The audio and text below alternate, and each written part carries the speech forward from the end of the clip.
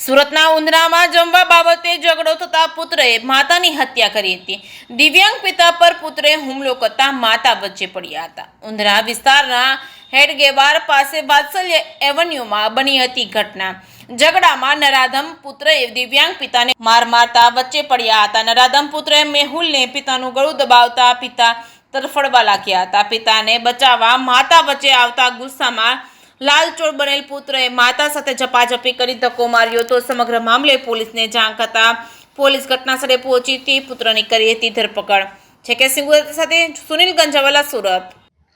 ગઈકાલે Udhna police station ખાતે 0946/2026 નંબરનો ગુનો નોંધાયેલ, જે ગુનામાં ભારતીય ન્યાય સંહિતા 2023 ની કલમ 103(1), 115(2) અને 352 મુજબની કલમો લગાડવામાં આવેલ.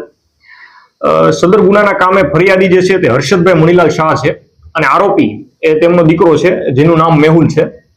અને ગુનાની ટૂંક વિગત એ રીતની છે કે પરમ દિવસે એટલે કે તારીખ 19/4/2026 ના રોજ જે આરોપી મેહુલ છે એ ઘરે આવે છે અને એની માતા જે પ્રતીક્ષાબેનને કહે છે કે તેના માટે ને તેની દીકરી માટે શા માટે જમવાનું બનાવેલ નથી, અને આ બાબતે તેના અને તેની માતા વચ્ચે બોલાચાલી થાય છે.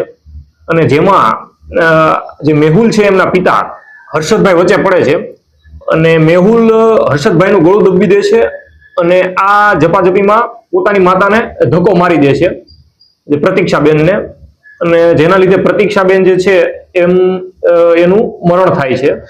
સદર ગુનાના કામે આરોપીને અટક કરવામાં આવેલ છે અને આ ગુનાની તપાસ J.K. Gadhvi police inspector Udhna police station કરી રહ્યા છે. સદર ગુનાનો જે આરોપી જે છે મેહુલ શાહ એ ડ્રાઇવિંગનો ધંધો કરતો હતો અને છેલ્લા એક મહિનાથી પોતાના ઘરે બેસેલ હતો.